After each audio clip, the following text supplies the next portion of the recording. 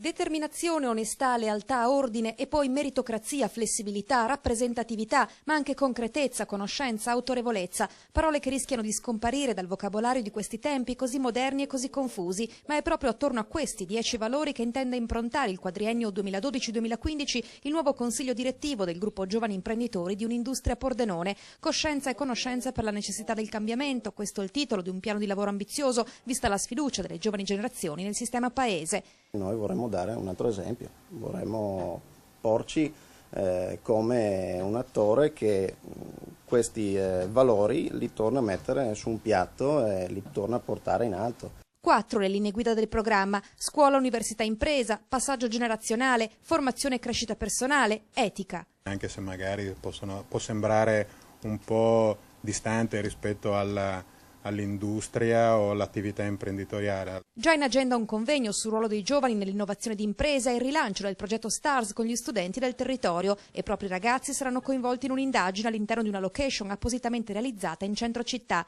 Saranno intervistati, ma liberamente si esprimeranno su queste tematiche, una sorta di confessionale stile Grande Fratello, diciamo.